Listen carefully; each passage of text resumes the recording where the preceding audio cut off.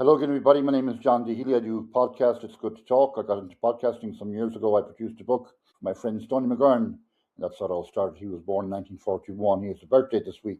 So happy birthday to Stoney. Shout out to Paddy McCarthy of the Irish Examiner newspaper USA, the newspaper for all the events around the New York area and beyond, indeed, music events, etc. I also give a shout out to LTB Mechanical, heating and air conditioning, and they say don't touch the thermos yet. Could be cold. All right, I have a guest who was on before, Sergey Yakovlevich. He is from Russia, was trained and taught there. He works in some memorial catering.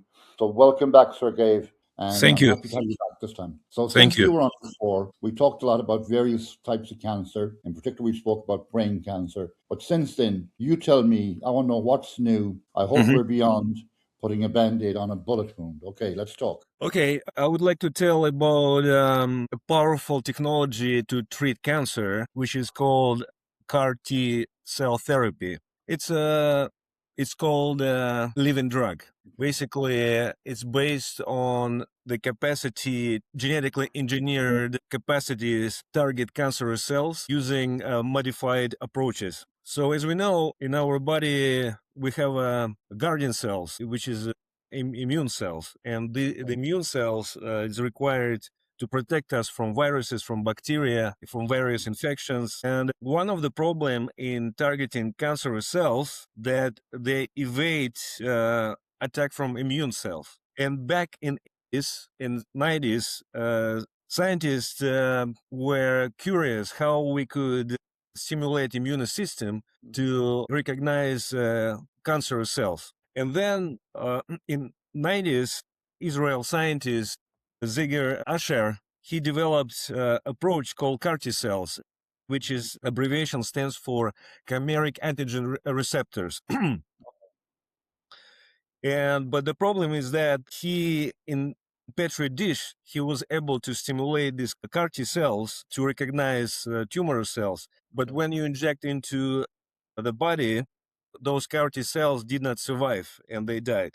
But then another bright scientist who is currently working at Columbia University, he worked for a long time at Memorial Sloan Kettering Cancer Center. Yes, he basically started pioneer work where he understood what is missing, what block is missing, and he understood that there is a stimulating signal is missing to provide those modified T cells, CAR T cells, to survive and live in the body. And he inserted a specific domain into this receptor, which provided these capacities for these CAR T cells to survive and efficiently attack tumor cells.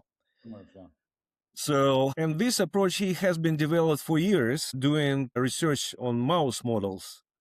Okay. And he has shown, and his group has shown that this approach is very efficient in treatment of blood cancers, like leukemia, for example. But in terms of you ask what's new in terms of this field, so this approach is still quite elaborate. So it requires to isolate patient cells, to modify them, to provide them the clue antigen parts of the receptor that would recognize those cancerous portions or specific modified proteins to attack them efficiently. Okay.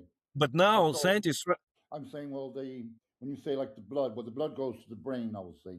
So it has to work in the blood Mhm. system overall, whether it's in the brain or in the veins, like leukemia, as you mentioned. Yes, I don't see any. I wouldn't say that blood cancer is associated with the brain tumor development. As far as I know, there is no direct link because we it's a liquid cancer. But eventually, the is since the blood is essential for functional organs, it would definitely affect the brain function in a way.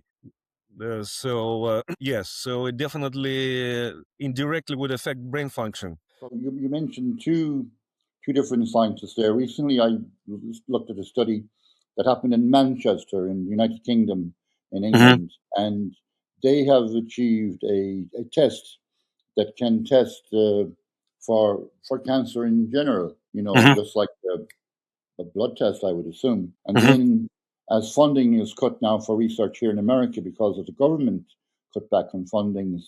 And even the head of medicine, RFK himself, developed parasites in the brain one time. I think that was over maybe 15 years ago.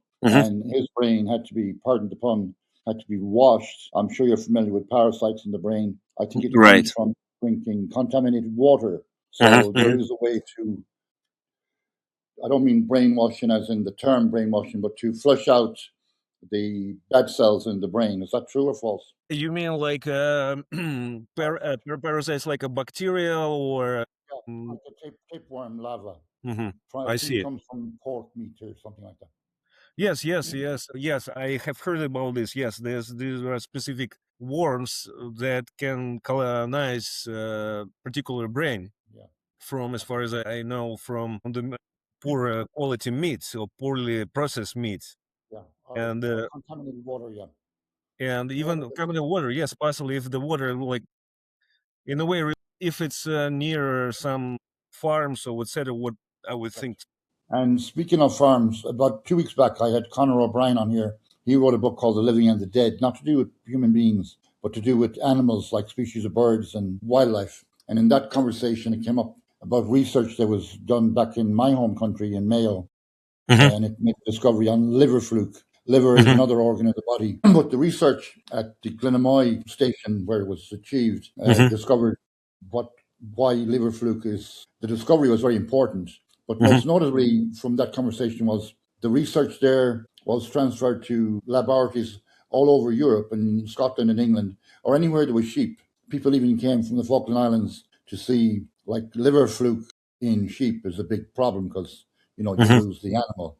But I'm Hmm. wondering, like scientists like yourself, do you share your research quickly and efficiently with other scientists who are working on the same thing, maybe around the same time? So you Hmm. make a discovery. You mentioned a guy in Israel made a discovery. A guy in Sloan Kettering makes a discovery, and Hmm. someone else makes a discovery. Do you put it all together? And following that question, AI must be a huge help to your research. Right. Yes, the most common way to communicate your research is to through publications, to publish your results in the journals through peer review process. It's the most common Okay. way. Another way to report your results on seminars or conferences, even they are not published. So that's another way to communicate your results. Of course, in a way, when you have a situation where you have competitors, Yeah. then it's another question where you share your data. So it's a little bit sensitive, could be sensitive in a way. But nevertheless, scientific community, it's a common way to report your data on seminars, conferences, which would in a way boost progress. Progress. Yeah. Okay. So yeah, so like it's definitely But surely, in the like academic technology, area. technology itself, like laser technology, that's used in other types of surgery, has come a long Mhm, way in the last 20 years. mhm, I'm sure laser surgery is used for like maybe like tumors, removal mhm, of tumor, whether it's outside the brain or mhm. inside the brain. It's more complicated, I assume. Well, I don't know. I have not dealt with the clinical part in terms of surgery, but I would assume it would be more precise than the scalpel of the surgeons. I would say Yeah, I would say so too. Less yes, blood. it's more precise and maybe even safer.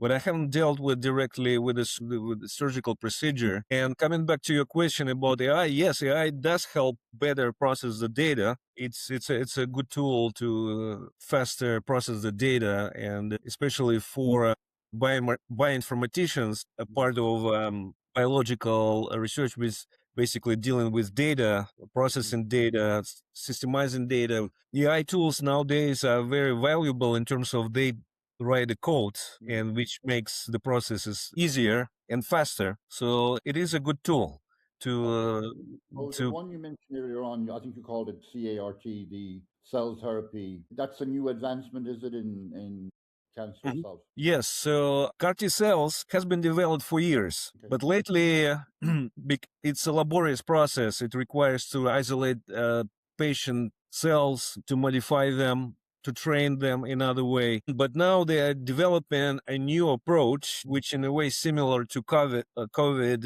vaccine, Okay. where they develop so-called lipid nanoparticles. Okay. So these are lipid nanoparticles. They contain so-called mRNA. These are molecules that encode this CR receptor, basically, which modifies and trains these T cells. Particularly, there is a subtype of T cells called CD8 positive cells. These are killer cells, and essentially those cells that are responsible for attacking tumors.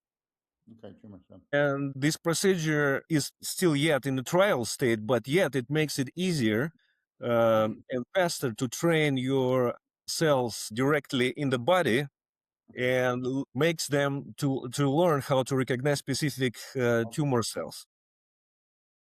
And it seems like in blood cancers, they achieved remarkable results. They're able to cure leukemia with high efficiency.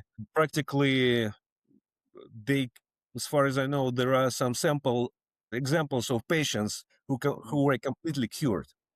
Okay. And using this technology, there was an interesting case when they cured a neuroblastoma, which is a brain cancer, from Baylor College of Medicine. I don't know exactly what specific details they have used but it seems to be what the technology that have developed. It looks very promising for treatment of brain cancer. Adam Cardona is here. He was on this podcast too. He's a sports massage therapist, health and wellness. And he just made the observation recently, because I said you're going to be a guest, and he was on about like the physical body, if it's strong as well. And he brought up diet, like certain foods. Like if somebody is diagnosed with a cancer, their diet is very important, like what they eat and what they don't eat. Well, obviously, after the RFK situation, I certainly wouldn't have a pork chop on my dinner plate. Other omega-3 he recommended was one he mentioned, and also good physical well-being. Obviously, he's a sports massage therapist, so he's aware of, the whole body has to work together, as you said, for the good cells to fight the bad cells in the body. And the other point he added was that when in March 2020, when the coronavirus just started, it was amazing how fast all of the science came together and came up with a vaccine to kill the coronavirus. So people weren't dying as fast, So have you any comments on diet or nutrition? I would say the technology that have used, like mRNA technology, it has been developed before the pandemic. Scientists realized that, and initially that technology, mRNA technology, has been used for actually to target cancerous cells. Okay. The scientists realized that that technology can be used for treatment of the viral infections. Wow. Okay. Yeah, so, and they quickly turned it into the specific technology where they could trigger a response of immune cells to target coronavirus, basically, which having all these tools together available, not from the scratch, they're able to put together themselves, and using the previous technology quickly develop mRNA vaccine, basically. So, and it's also possible, Adam mentioned this also, that people could have cancer and not be aware of it, and they could have cancer for years in their body and not be totally aware of it. But I think it's uplifting to hear you say that there's progress being made. It's uplifting to hear that the studies in Manchester in the UK, that they have come up with a vaccine that can, how do you know you have cancer? Symptoms like maybe a headache or something like that. Like, you get a headache easily. I can get a headache from listening to people. I get a headache from talking to people. But, it doesn't make me get overly concerned. I think we'll go for a song today. I won't ask you to sing today, Sergey. The last time you sang Bono's View 2. You still haven't found what you're looking for. But Dolores Keane, a famous Irish singer, died only a few weeks ago. I'm sorry to hear it. She was 72 years old, and she had beaten cancer a number of years ago. But, life goes on, and life doesn't go on sometimes. Let's talk more upbeat. I mean, I believe in science, and there's been great success in achievements in science, like simple, I won't call them simple, but like breast cancer, Hmm. prostate cancer, Hmm. liver cancer transplants, I guess, a lot of great progress has been made, Hmm. and people are living with cancer. The terminology was, to me, is relatively new. If you hear cancer, you think somebody dies. Now there are so many people living with it, like with Right. the situation of cancer, thanks to medicine and science that Right. helps the person progress. So let's talk about new advances. Ultimately, of course, the whole goal would be to eliminate completely cancer. Okay. So without any traces of cancerous cells, that would be the ideal goal in the long term, to eliminate completely, so that we would make sure that there is no sign of. And we already have good examples, like I said, with the CAR T cells Right. therapy. Some blood cancers are completely eliminated. And cancer in children, like I notice here in, especially New York City where we are, that a lot of children come from all over the United States to here to New York, especially to you where your hospital is, Sloan Hmm. Kettering, and indeed the Ronald McDonald House, where I did help some fundraising for Ronald McDonald House there recently. And one little girl, I remember, she looked so happy and cheerful, and she only lasted about 8, 9 months. She made her birthday, she made Christmas, she made St. Hmm. Patrick's Day, and then she passed away. So Hmm. I think children. I'll let you talk about cancer in children for a moment. Right now, or you mean it? No, if you have any comments to add about cancer in young babies and Hmm. why it's not, like, if we go back to, is the treatment system better in your home country in Russia? Is it Hmm. better in Europe? Is it better in the UK? Is it better in America? And why can't we all put it together? I would say, in many cases, children's cancer it has some genetic basis, and because some genes prone to the cancer are broken in these Okay, children, and okay, that's why children reach maturity. These genes break much faster and okay, trigger a specific subtype of cancer, for example, a neuroblastoma. okay, It's a children's brain cancer. okay, So that's why it's harder to treat it, because, in a way, it has a genetic predisposition. okay, And it would be eventually important to know a history of cancers in the families. okay. Like, for example, to know who was in the family had a cancer, Mm. and what is the probability of developing cancer, for example, in kids.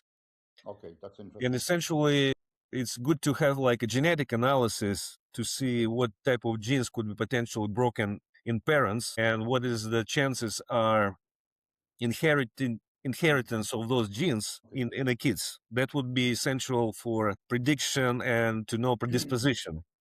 So So it's. what I would imagine there is that something like, say, AI on one side and the family tree.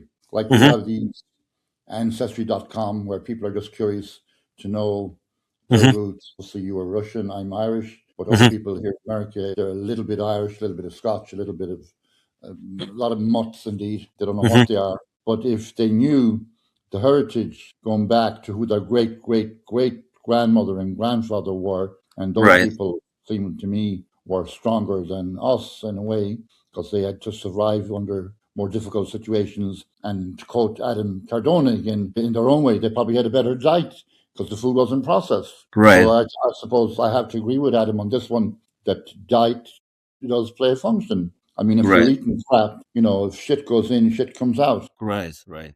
Well, I think, again, it's genetic testing is essential. Nowadays, sequencing entire genome is getting much easier and less costly than it used to be. So you can sequence entire genome, and for example, I did my sequencing of my genome this year, and it could give me what genetic predisposition I can have potentially. And for those families where they had a history of cancers, it would be really essential for them to look into their genes and eventually look into the genes of their kids to see what is could be predisposition potentially. So they would know if there is a risk of developing cancer. And preventing cancer is one of the essential steps to save the life of a kid if there is a, let's say, predisposition for a cancer. So I would definitely encourage all parents who had a family history in cancer to do genetic tests. That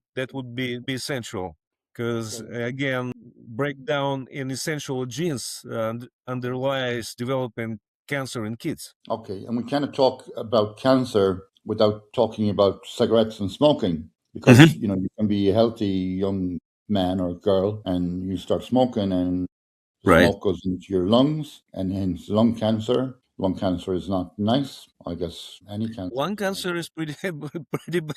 Lung cancer is pretty bad. But when you think of lung cancer being, you know, something that can be prevented, you know, by saying not smoking. I Right. recently went to the dentist and they were insisting I don't smoke, but I don't smoke anyway. So easy for me not to worry. I'll go back to the dentist in a few weeks again. But smoking seems to be an issue, and it's a difficult addiction. I understand for people to quit, you know. But you know, you people's, and then there are people I know that live to be in their 90s and they smoke a lot of cigarettes. They or vape. Vaping is the new substitute for cigarettes, I suppose. And Right. drinking, and they live a long life. So I guess you die if you worry, you die if you don't.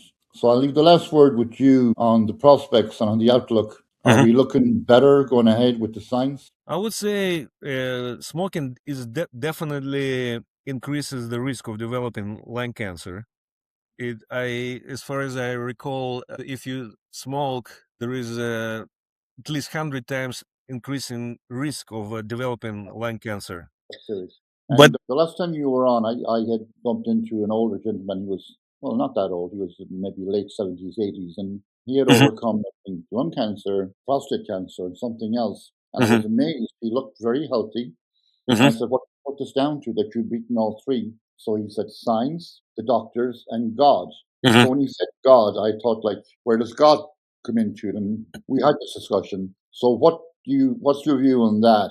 If somebody has a belief and they have, or someone that has no belief, he gave it to God, he gave it to the scientist, he gave it to the doctor. I would say it's a personal belief. How would you interpret your state of health if you smoke, if you drink? But I think in that case, it also depends on your genetics. That would be an essential component. Okay. So if genetic is good, you're protected, then What about, where does God come into it? He believes in God. The gentleman I spoke to, he said God saved him. well, I think it's a personal belief. It's I cannot find casual connections in terms of like if he's it's a personal thing. I would say if you believe in God, that's great. But you know, we have to look into real things where in terms of like if your personal I suppose if the doctor helped him and the science helped him, and in his view, if God helped him, what it maybe is good for his immune system, he feels more positive, he feels better than believing in the devil. You know, there's a lot of devils out there. Well, I would say if his personal mental state helps him to feel stronger, that's great.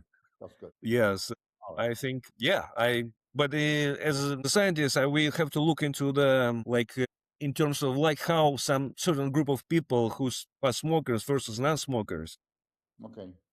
or smokers who get cancer and other smokers who don't get cancer. Okay. We definitely have to look into the genetics. And one thing it could be that they are more better protected from the developing cancer based on their genetics. And particularly, I would think the DNA repair mechanism is more robust than compared to other people. And it protects them from developing mutations, deleterious mutations, which could trigger developing cancer. So it's a personal genetics. Okay. All right. As far as I remember, there was a sanitarian woman who lived over 100 years. She smoked, but I don't know what was intensity of her smoking. So it also depends how intensely you smoke, for example. Maybe she felt happy, you know, like somebody smoking marijuana or weed, you know, maybe it helps the pain, maybe it helps them sleep, maybe it helps them relax. And every day they wake up, they're another day alive. I had Anne Hogan on here. She is a psychotherapist and a counselor. And I asked her about her job in her career. Why did she not choose to be a nurse as opposed to be a psychotherapist? Same question I could ask you. Do you like your job? Are you happy in your job?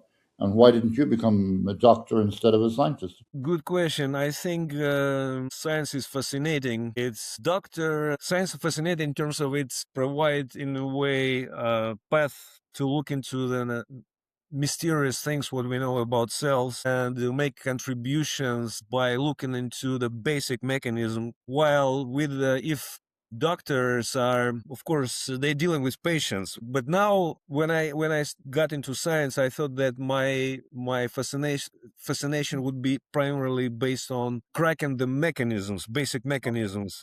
But nowadays, I know many doctors who do both science and they treat patients and MD, PhDs.